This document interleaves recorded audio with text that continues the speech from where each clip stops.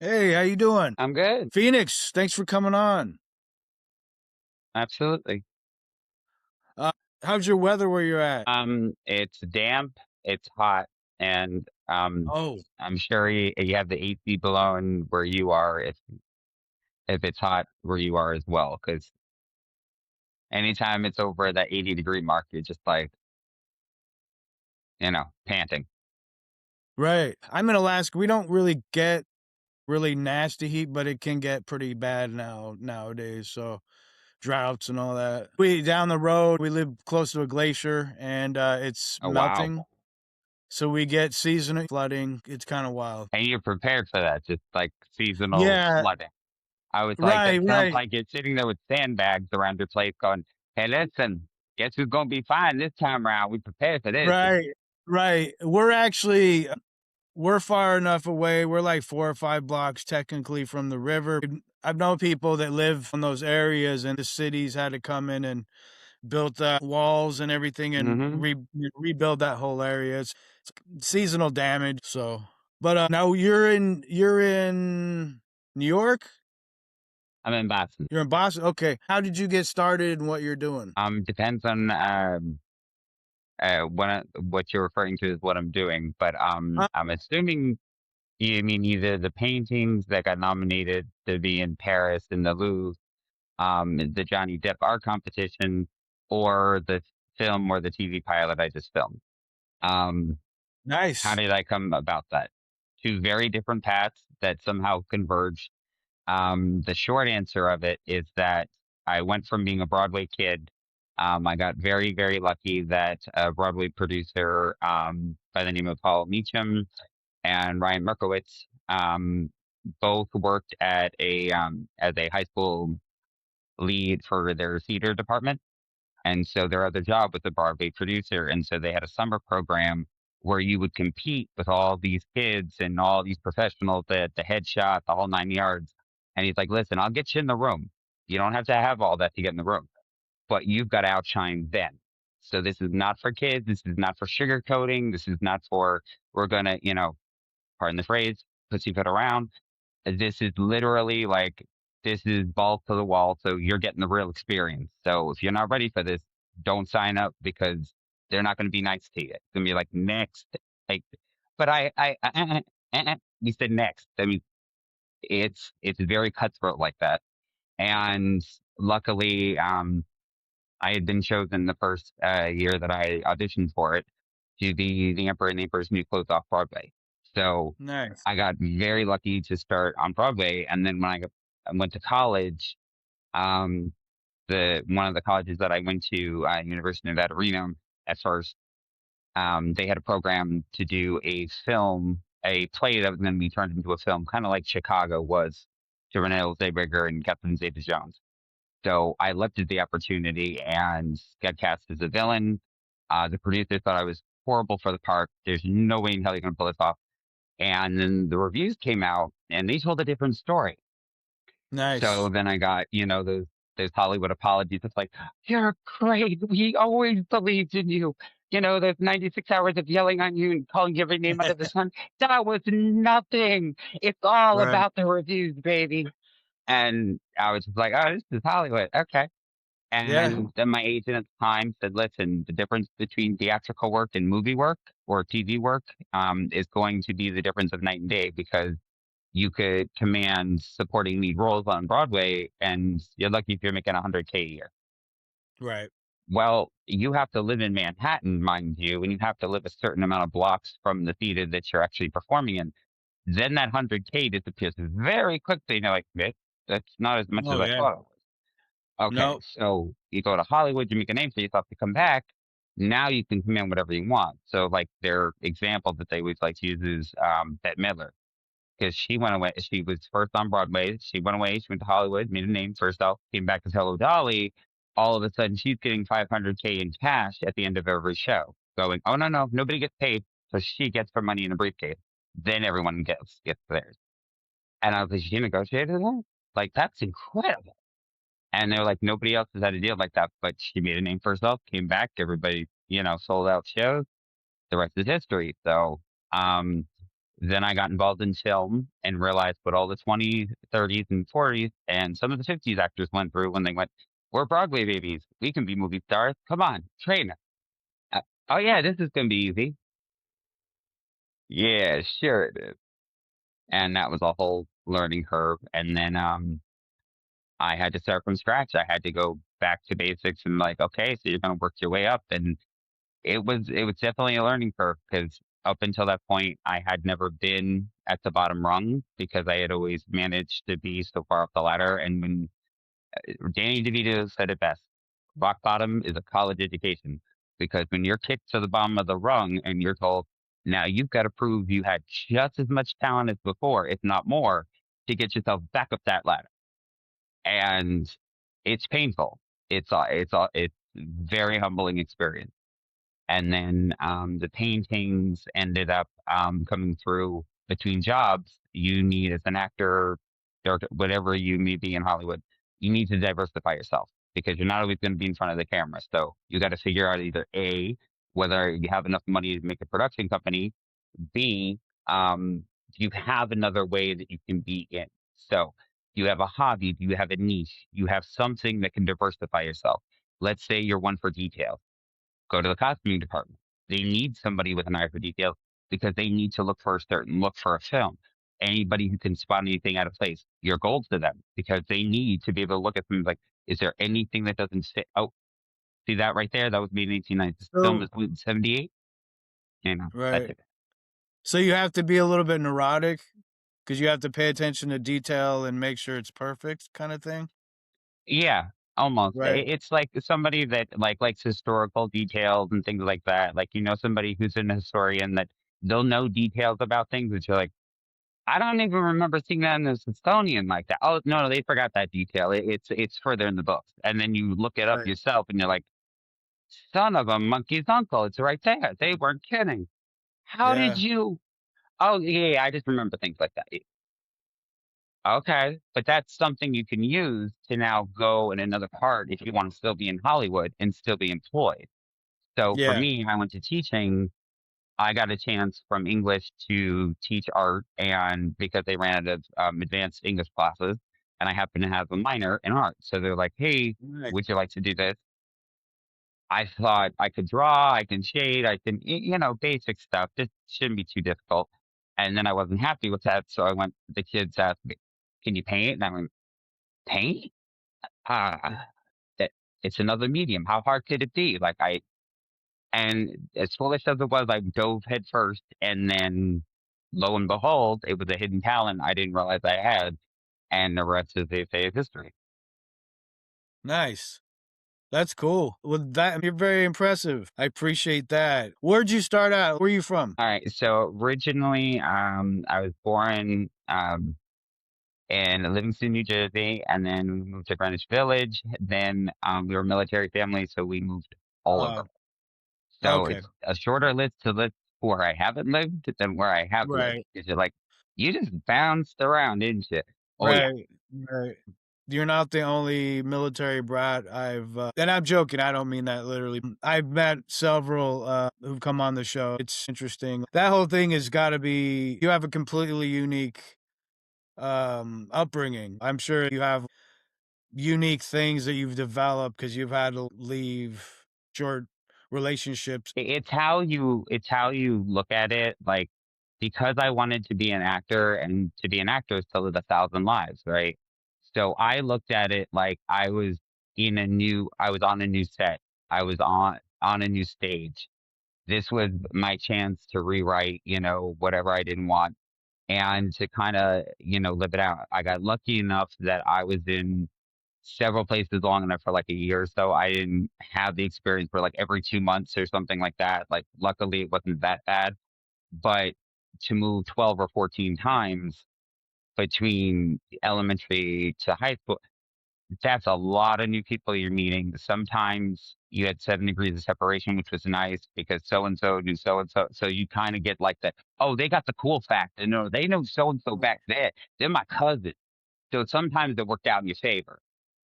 Sometimes it didn't, because if you didn't get along with somebody and they happen to have a relative in the state you just moved and you just so happen to be in the neighborhood, It wasn't always pleasant, but, Oh, you learn unique things, like, you learn how to differentiate between different accents and different things that most people don't pick up on. So, going into acting, it was very relevant to me because, like, walking into an audition and somebody says, you know, "Give me this type of accent." You're like, "Well, which type? Let's start naming states." I'm like, "Wait, what do you mean?" right. You What say, part of "Well, the state? yeah, not only the part of the state. Well, what part of the country are you in?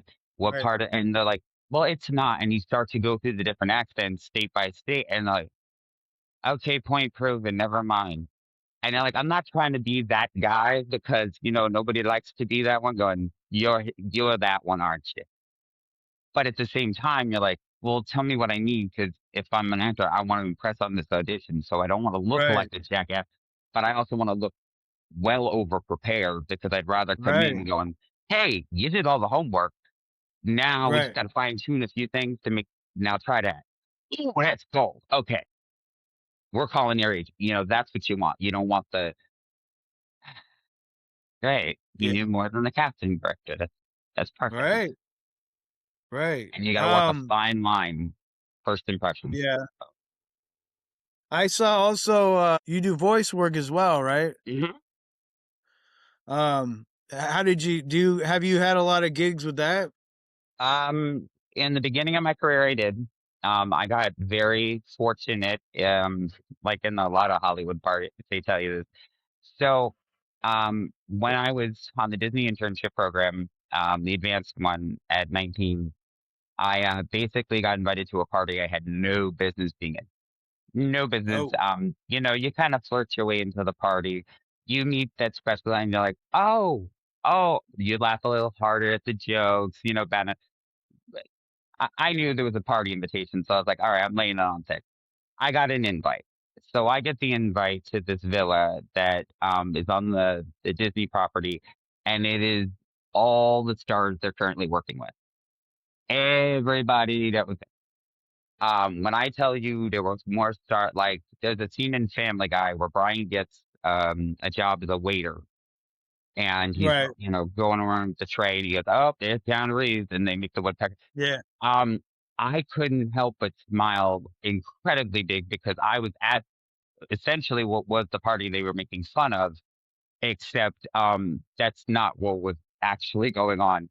It was more of everybody at the party was like, "Oh, how are you? Oh, yes. Oh, I look lovely. You look lovely too. Do you know what picture I'm in? Do you know who I'm speaking with? What? Well, I'm not officially in, but we're in talk." Yeah. That type of thing. And I was like, "Oh, I get it. So that's a couple of them. Like, that's not gonna be the whole room."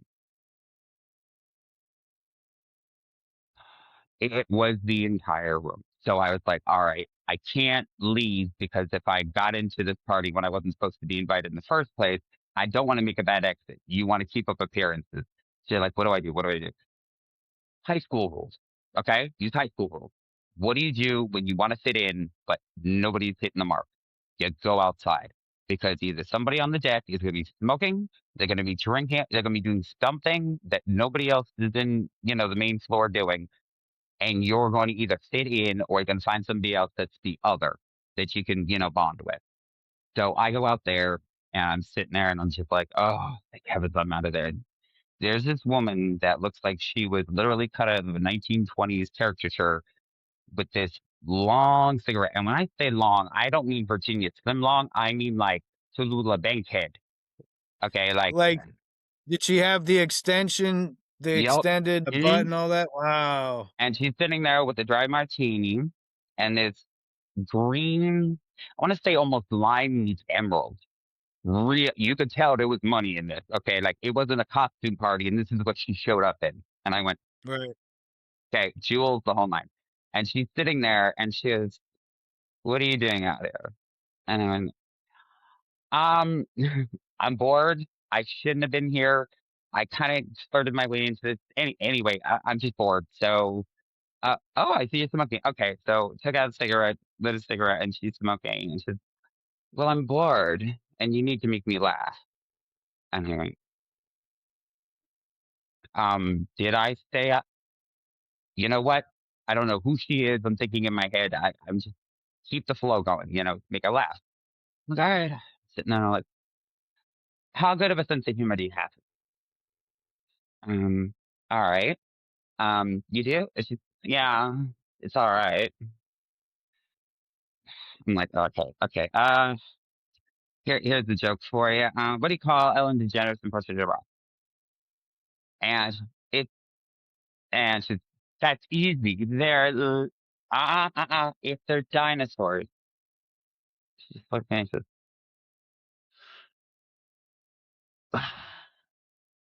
"Hmm, what?" And I went, lick a lot of, and she, did you just, Nice. and I went, you said make me laugh, did you not? And she's, you're funny. You're really funny. Here's my card. Do you know who I Nice. am? And when anybody says that to you in Hollywood, you either make it a great impression or your ass is about to be kicked to the curb. Right, right. Well, she liked me. She offered me a gig to basically save this little project that later became this huge movie.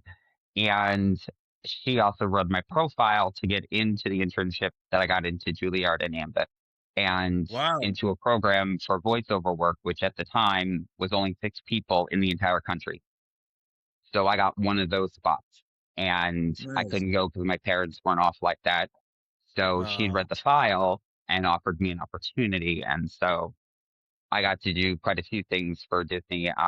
Because I was on the internship, I didn't get the SAG credits at the end of the film, but I did get the recommendation letter and a whole bunch of other things behind the scenes, which was nice. But it would have been really nice to have those SAG credits. But when you're on the internship, they can't do that. Otherwise, you get fired off the internship. So, Wow. Huh. but it's Are you good. I was gonna say, are you, with SAG after now or no? I'm SAG E right now. Okay. So SAG, Screen Actors Guild, Right. and then you have SAG E, which means that you have been in enough projects to be eligible, but you need that big enough project to basically push you through the door. And so that's Nice. where I'm at right now. So you have like lots of things that you learn in voice work. So with Tammy Brown, that was who she was to remind where we were. And long story short, she was Michael Eisner's right hand woman. So she's the one that rode in the helicopter with him. She's the one that did. Okay. So I basically what ended up happening was the Little Mermaid ride had gone down and Ursula is an animatronic, but they had the voice work on a reel. This is old school technology. So no CD, nothing real. If some um not so bright person, cleaning up my language, um decides to leave it on a near hot lamp, stretch, stretch, stretch, and Right. toast. So why they didn't decide to upgrade, I don't know, but they didn't at the time. Since they have. But at the time, she basically brings me into this room and says, listen, I know you did this for Juilliard. You need to impress the hell out of the person in the room. Now, you're used to Broadway. I have read your file. So left side, is going to be everything that you should be doing on the script. Right side is whatever somebody's going to say to you that you should never repeat. You understand me? Never at Disney. This never happened. Got it. And so I'm hearing all these expletives and everything else and in my ear. And I'm like, yeah, yeah, this is Broadway again. All right. And then all of a sudden the music comes on and you shouldn't have been your ways. It's rude. One might even question your upbringing. Now, Angel Fish, you're here because everything this Princello. Not that I blame you, it's part of catch, isn't it? But the solution to your problem is simple. To become a human yourself. You get the idea. And so Nice. all of a sudden the song comes on, we do the big song, and I hear tap tap tap, it's his fault. And so she tells me stand in place, and I'm behind a curtain with a podium and a script that just the music intro. There was no lines. I was supposed to know them off the top of my head. Mind you, no rehearsal, no nothing, just come with me. He comes, I can hear him stepping, there's the curtain, and all of a sudden she goes, and he goes, who the is this? And she's That's who just saved our. And what? He's a guy. I know. I know. Long story short, he's the one that saved us. I'll explain on in the helicopter. Okay. I, Nice. all right. Nice job. And then walks off and she goes, that was great. I will catch you up tomorrow. You need to head back on the bus. Go to your regular schedule. We'll talk tomorrow. So then from there, I got to be the voice of Ursula for the entire Fantasmic parade, going 380 feet up in the air, hoisted by basically what is rock climbing gear into a crown. So at the end, when she rises up and does the whole big number, I got to do that and see all the little kiddies scramble and everything. And it was, I was scared to death of heights. And yet I was dangling 380 feet in the air, belting Broadway too. That was Yeah. an experience. One of the funnest things in the world was doing a video game. This is fun. It was actually an action video game. I'm not sure if I'm allowed to say the title, so I'm gonna hold off on it. But what I thought was really fun about this is this character basically throws this guy out of the helicopter in the game, and essentially you're in the military, and he says an expletive, and in the game, when you throw this person out of the helicopter and they land, you hear the bones, you hear like they really made it epic. What I loved about it was the fact that how they made that happen. Because they're like, so your line read, you're gonna say the line, you're gonna say the expletive, you're gonna look, you're gonna stay right in the microphone, and you have this huge chunk of meat. And I went, what's gonna happen? Because as you're saying the line, we're gonna count to 5, and you're gonna just beat the crap out of it. And I went, what? It's a raw steak. Yeah, slam the crap out of this thing. And I went, you're messing with me? Like this? Are you serious? No, I want. So the guy gets in there and starts hammering, goes like this. Okay, he did the take 3 times. Sure enough, it sounded like bones crunching for like a human being, like the way they made it sound. And I thought it Nice. was hilarious because I went, if I'm ever on stage at a comedy show, I can easily say, do you know how your favorite character died in the video game? I was the asshole that did it. And you know how I did it? I did it by beating my meat. Literally. And all of a sudden, this guy sounds like his bones is cracked. Are you kidding me? And he's like, it's something we do behind the scenes for sound effects all the time. And I went, how do you guys not laugh hot dog back here? Like, this is That's funny. great. It's like going to That's culinary great. and they're like, you're just going to stuff the chicken. And you're like, do we want to buy a dinner first? Do you know what you just said for me to do?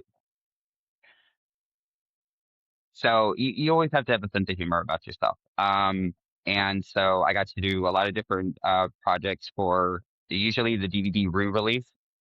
So that was fun. They usually kept me on speed dial because I can speak other languages, so that's fun. Like one I got to do cover for it. Let's see. Inspiration. Hmm? Very well. My job at this university is not to make mediocre monsters less mediocre, but rather to make greater students greater. That is why at the end of the term there is an exam. Fail that exam and you're out of the scaring program. Nice. Nice. Inspiration? And if you know Monsters University, you know exactly who that is, Right. but oh, I know the Right. way. I know the way. So it's you learn That's it's great. very like all right, so Jar Jar and actually Stitch are very close. They're just pitched differently in the voices. So I'll give you an example. So like if you went right, that's Ohana. Ohana means family. Family means nobody got left behind or forgotten. It's a broken chain, but it's a good one. Yeah. How you talk like Stitch is you have to put your vocal cords up here, and then you have to enunciate it overly slow, so you show pathos in your voice. And that's how Stitch is effective. Yeah, that's how Stitch works. And then you take this, and you put those up here, And then when you play for an alcohol, even so to say that the Patriots are good. It's literally the same positioning, just pushed to the limit up the voice and then coming up the nostril. And all of a sudden, you've got Jar Jar Binks swallowing an apple all in one bite versus Nice. literally doing stand. You're like, those are two very different characters.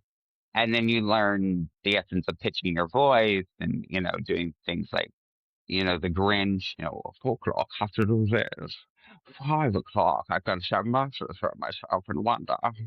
Well, when that type of thing. So it's that Sean Connery meets Jim Carrey enunciation, that rubbery texture. Yeah. So that's the voice. That's the So that's how I got with the voices and everything. I made some good impressions, made some jokes that I would not repeat unless in the right company in the right room, if you know what I mean by sure. reading a room for the audience. You're like, you don't know who's listening. So you're like, you know what? I'll read the room. If I sense that this is a good, I'll say it. If I sense that you may want to hold back on that, okay. Yeah. So it's knowing to read the room, read the timing, and be lucky enough to be in that room and make that impression when you can. So Yeah, that's exciting. You have a great story to tell. What are your goals? Career goals? I have people I'd love to work with. That I'd love to, I think I have retirement goals, if that makes sense. Because before retirement, I want to just keep pursuing the arts. I want to keep doing things that I've been doing. Um, but I think once I reach the age, when most actors go, I'm retiring. I don't want to retire. What I want to do is divulge myself into like 3 different businesses and go from there. Like I always wanted to open up a dog rescue. I'm a big dog fan. I used to raise red nose and blue nose pits, um, Saint Bernards, huskies. Big fan of dogs. So I always imagine that when I would retire, I'd own this little Victorian and have a dog rescue in the back and be like, hey, listen, get any one of these dogs. I know they're hard to handle. Don't worry. Bring them on in. I used to train them. I love these animals to death. I'd probably open up my own dispensary and then um, probably, give something back, like whether it's doing art lessons or, acting lessons or something to the community, be like, hey, listen, I didn't have the easiest trip up there. I wasn't an FO baby. I didn't have the insider connections that, quite frankly, in this business, they're worth their weight in gold. So, love them, hate Yeah. them, they make an impression and they get opportunities that some people would do a lot of things just to get in the same room. So Right. you got to understand that you're not always playing on the same standards, so to speak. You're Sure. held to the same, but you're not playing with the same resources. Let's say in the deck. It's like going up against somebody in a trivia contest, and you're like, "Well, I know as much as I know." Well, but you have no idea what the person next to you knows, or the next person that you know. You have no idea what they're dealing with inside their head. It could be like a marble in a pinball machine going ping ping ping, and you're like, "Whoa, they're lucky they get one."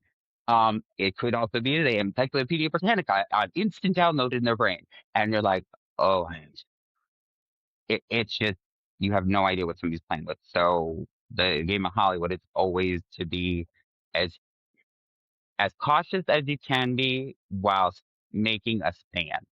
I think that's important because if you don't stand for something, you'll fall for anything. And Right. so in the land of BS, and I can say that as being in Hollywood now for 15 years, in the land of BS and where a lot of talk is cheap, you got to make a stand. And for better or worse, you're going to meet people that love you for that. And you're going to meet people that, well, I don't have that standard. Okay. So that's good for you. Yeah. And that works for you. But that doesn't work for me. And you learn what you're willing to cave on. And you're not going to make a fight out of everything. If you will, you'll never survive. It's Right. a land of collaboration. And you'll be on set sometimes. And people will make calls that you go, are you kidding me? Yeah. And then you'll see injustices where certain actors that are, let's say a little less of a Twitter feed following or whatever social media, and you'll see them get 3 tries to do the same monologue that took the A-lister 36 takes to get. And yet they're like, "Oh, well, we'll go with the 36 takes." And I'm like, "You know how much time and money we're wasting on the fact that they only take 36 takes?" And they're like, "Yeah, but you know how much of an Instagram following they have? Mm. But you know how much money we're burning in the meantime." Right. Oh, but that's Exactly. fine, that's fine. We'll get a marketing plan. And I've seen it happen on show after film set, and you're like, "Listen, when I was hired on to get star on this exact show that I'm working on at the time, you gave me 3 tries and told me if you don't get it on the 3rd try, we have somebody waiting to take your place. I hope you understand that." And they did, and they do. They will have them literally lined up outside the room sometimes, and you're like, "Oh, like, that's not intimidation. Oh, yeah, this is Atlanta, Hollywood. This is just Right. how this shit works." No pressure. Yeah, and you're like, and then at the other hand, when you beat the odds and you give them something they didn't expect, you'll have the opposite approach. Like early in my career, when I started pivoting from comedy roles to villain roles, playing the guy with that's pushed too far, the one with a couple wires loose, let's say, and it it was funny how pivoting like Robert England did when because he was a stand-up comic that literally, you look him up, he told dick jokes in the '80s. He was literally 6'3", framed like scarecrow, and was literally went up for Nightmare on Elm Street, and Wes Craven went, Really? um, "You mean the guy I just went on Hollywood Boulevard in West Hollywood Right. last week, Yeah. and he was telling dick jokes?" And he went, Yeah. "Yeah, he wants to audition for Freddy." Are you the guy is supposed to be That 7'4", he's supposed to be 400 pounds, he's supposed to look like he could eat you in a fight. This guy looks like some twins version of an X-rated video. Are you kidding me? so wait, so And they changed the look for him? They accepted well, just what his they did look? was is here's how he got cast. So they set up the screen test. His agent convinced him, give him a screen test, and he wasn't getting it. And the first 2 takes, and then third take, Wes Craven goes up to him and he goes, "I got an idea for you. It's a long shot, but it might work. I want you to do something for me. Take one of those jokes you say on stage," and he went to say something, and he goes, "Well, I don't say it out loud. Stay in your head. What I want you to do is I want you to think about it. I want you to say the punchline in your head. But now I want you to morph it as though you're sick in the head. Like, how would you laugh at this particular laugh?" And whatever came out of his, chest at the time when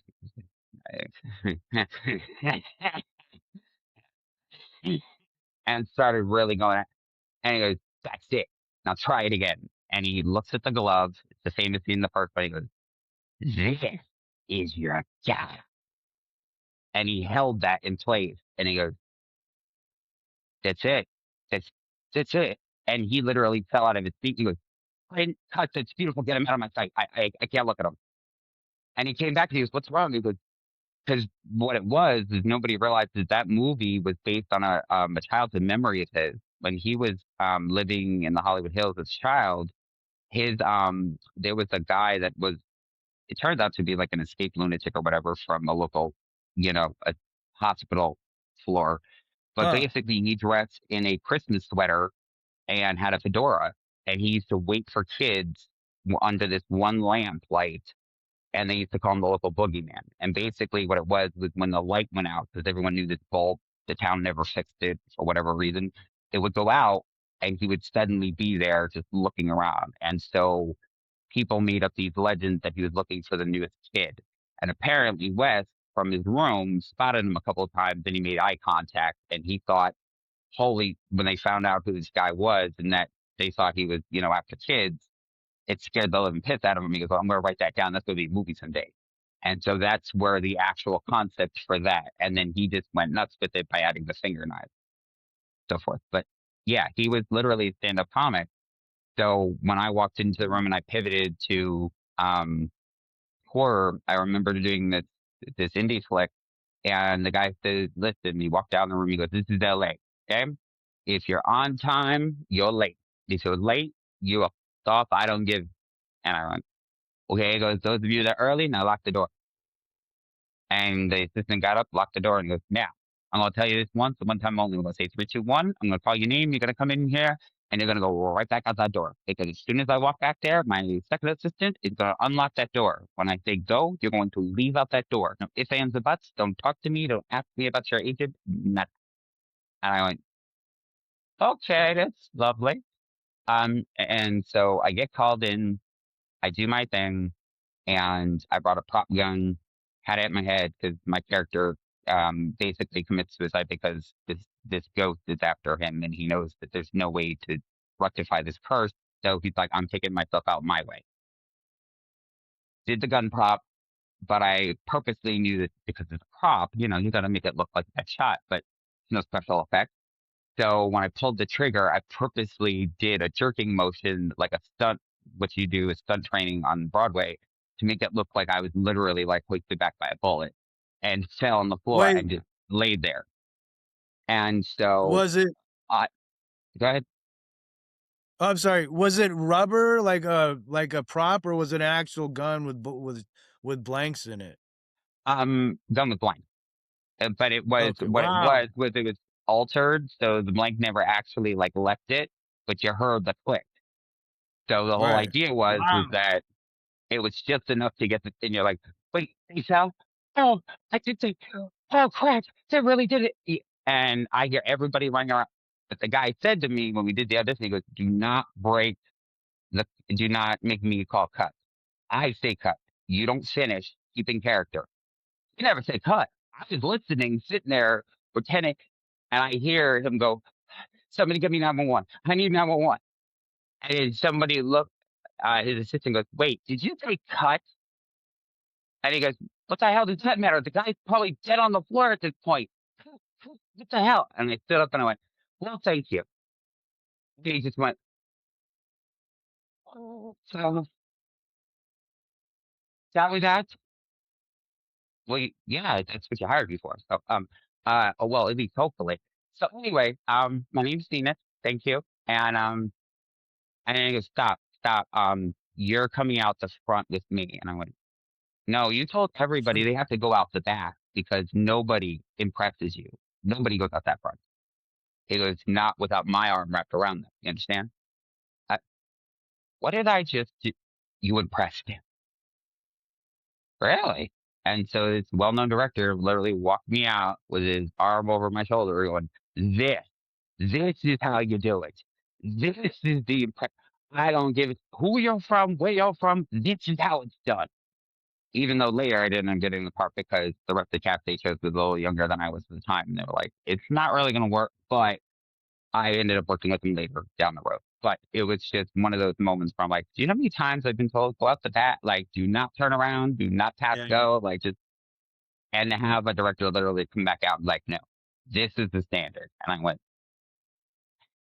oh, did I get a load of looks from the other actors? I'm like, I didn't plan this. This is, yeah, Yeah. I want to make a good impression, but yeah. So it was, I love the indie movies. I love the freedom of them. Um, Sometimes you don't love how real they can get though. Like I just finished one that ended up selling at Amazon and MGM called Chasing Ghosts. And it got so real with us doing this war scene that we were in the middle of a forest and there was no maps, there was no nothing. It was guerrilla filmmaking. And so we kept landing on the stump. I almost got impaled twice. Had splinters in areas that nobody should ever have a splinter. If you Damn. do, you better have a damn good story. Um, it was it was near Canada, where we filmed, and then in parts of Connecticut, parts of Maine. It was a blast, and I'd do it again in a heartbeat. But it was we had a very diverse cast for the whole film, and we looked like Greenwich Village had literally like gotten up in the 70s and went, "Okay, everybody that's here, you're gonna come over here, and you're gonna be in this movie." So we had very diverse cast. We're up in the Himalayas where and I mean this as a joke, but not really, where the amount of color you see in town is black pepper. That's colorful. It is just a sea. You're just like, there's no diversity. I kid you Yeah. not, we were with one of my castmates who's black, who literally The lady at the Walmart cash register, this is not some mom and pop in the middle of nowhere. This is the Walmart, right? Literally said to my castmate, goes, "Do you know you're the first black person I've seen in 10 years?" And I went, "Oh, yeah. Oh, she's kidding. She's kidding, everybody. She's kidding. It's fine." And she's like, why would I joke about that? And she was dead serious. And I was like, I thought you were playing. It's like, You're not." I said, "No, it's been probably 10 years. I can remember. It was, and she worked the whole day, the whole time." And I went, "Yeah, I am in the middle of nowhere." Like it was definitely Yeah. a wake up call from somebody who was a city kid who's in the middle of Diversity Central. And then you're surrounded Right. and you're like, no joke. We had police called on us once for literally Uh, doing martial arts training because all of us were in this secluded community where we got the filming permit. And it was mostly surrounded by a certain demographic, um, very much older and very much not used to the type of cast we had. And and I guess from an outside perspective, seeing, 60 some people doing martial arts training, looking like they're about to, like, uh, go on a rampage, probably wasn't, the most. But as nice as the production as we were, we would have easily said, "Hey, they're training for the fight scene later.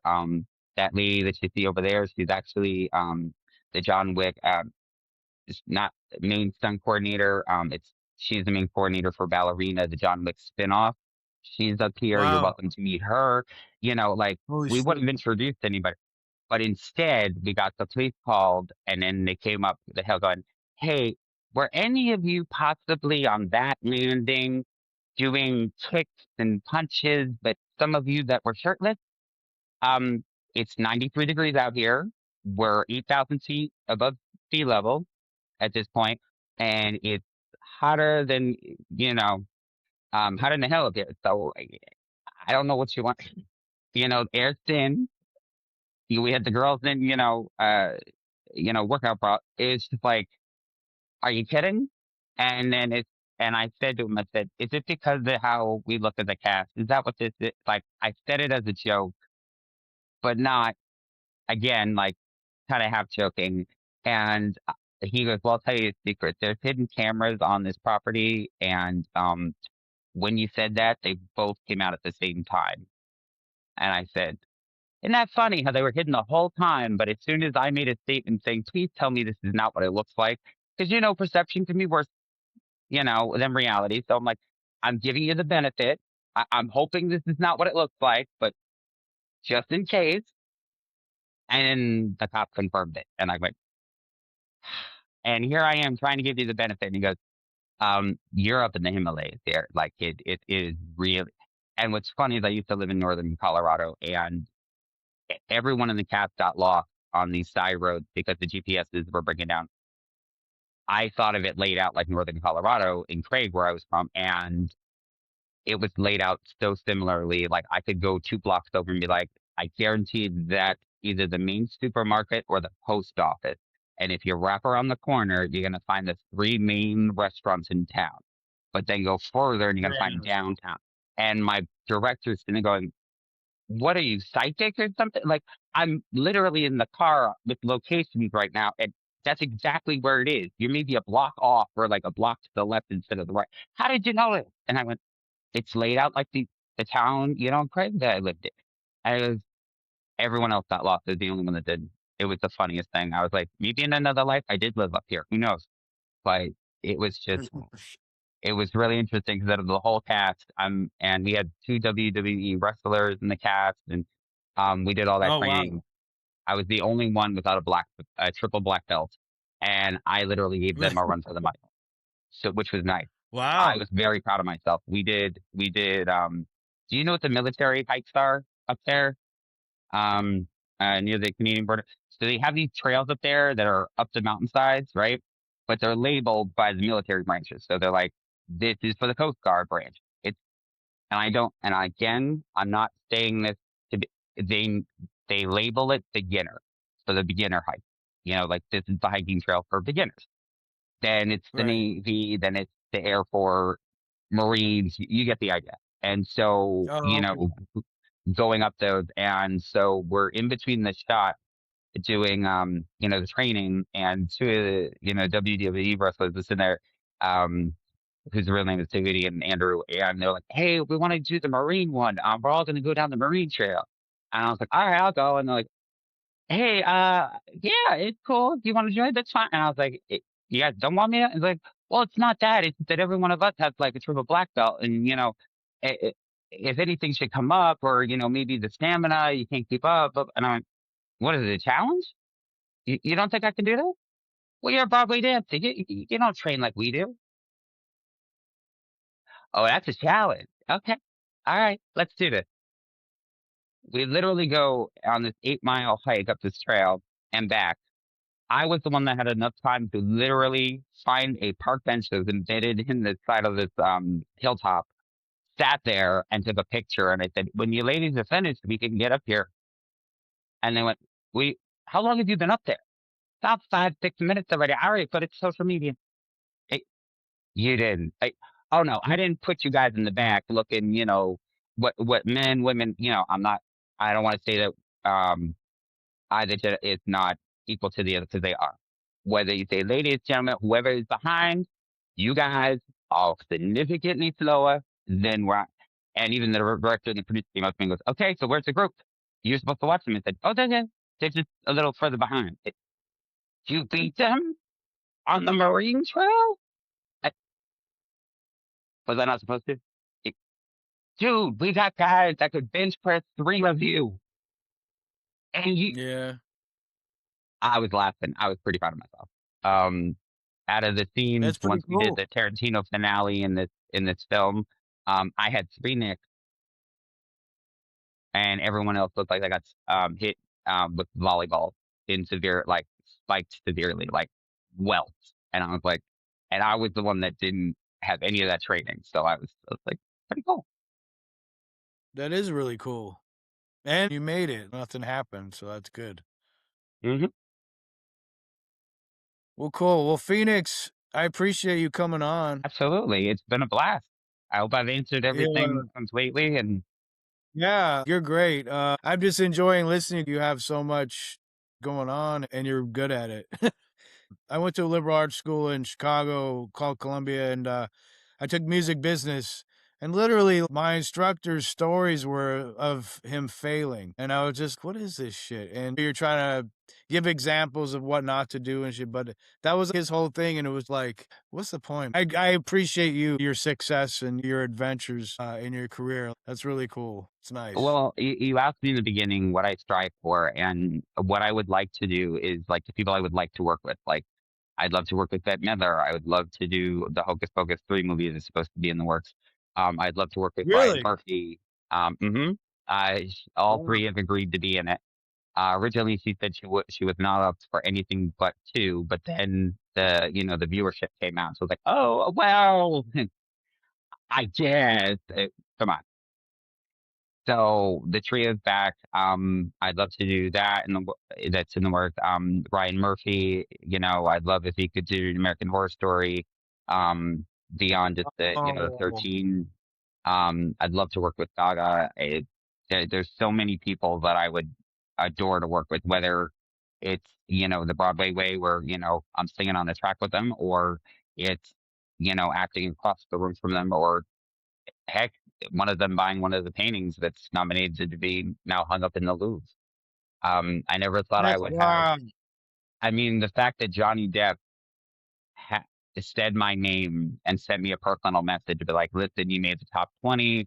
I want to say welcome." And I'm just like, I grew up watching you, dude. Like, you were Sweeney Todd to me. You were, you know, you were Wonka to me. Like, these are memories that you can't like. 90s Yeah, baby, like, these are, right. and you're the one hosting this? Yeah, he put up Yeah. his money along with the Elysium, and for new budgeting brand new artists. And I was just like, the fact that I could be up to literally give an interview, not just the mini interview, which I already did with him, which was 5 questions, but the full interview, and I'm just like, my name could be announced with somebody that, whether good or bad, whether, they meet the expectation or not. We all know in Hollywood, sometimes they do, sometimes they don't. Um, it, just to have my name announced with theirs. Like, I'm just like, are you kidding? So it's been surreal moment. I would just sum it up just exciting. Even to have the opportunities and to have, was it 4 different paths? That's pretty badass. Really appreciate you, talking to me. Like I said, that's what the show's about, and I think you're Give great. me the Like, so opportunity. I mean, to get on this platform and just be able to, shoot the shit, so to speak, be real and, Oh, just yeah. give a, an honest interview. Like I said, I've been in the land of make believe. So, seeing people, you learn that in Hollywood, there is the faith they present, then there's Right, the faith that they do business in, and then there's the real right, that.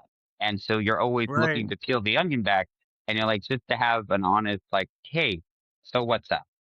I, oh, this is so appreciated. Oh, I don't have to Yeah. feel like I have to put up like a barrier of like 20 No. different, things.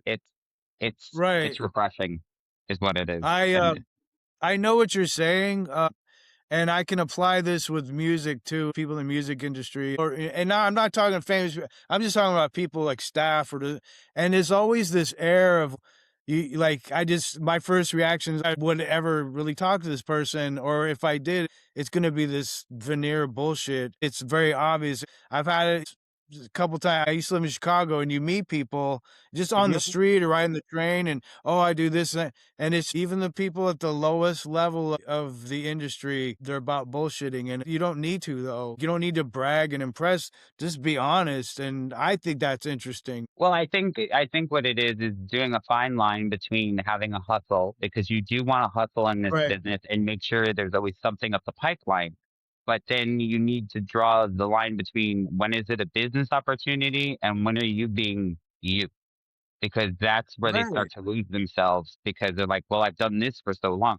Do you know who you are if the camera stuff? Well, right, well, well, that's not fair. No, no, no. It's a fair question because when the cameras are off and the audience is left, it's just you. So who are you to everyone around you?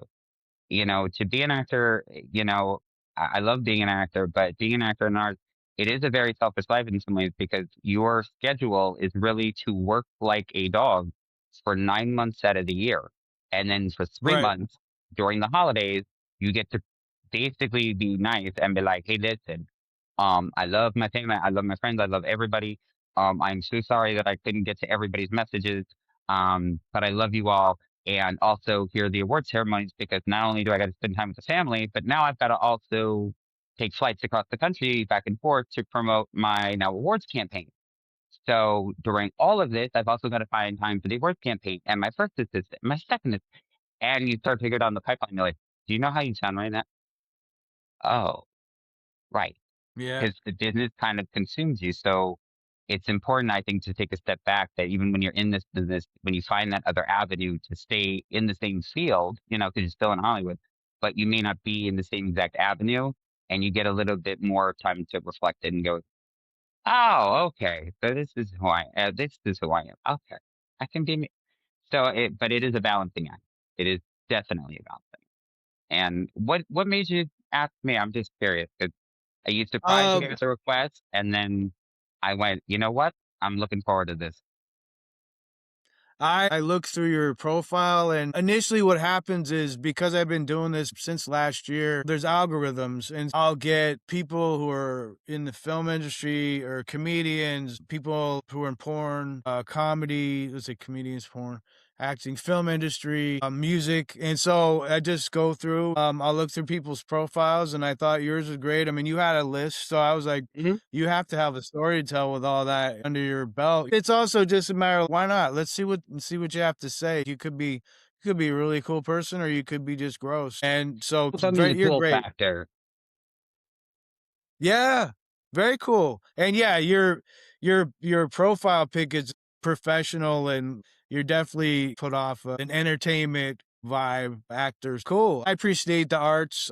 I was gonna say Broadway. That had to just be a great training to do film because then you have different systems. You probably, to me, it's the rawness, Broadway represents the rawness of theater and acting and the whole being a thespian and all that. And it just adds more. You can just So, tell too.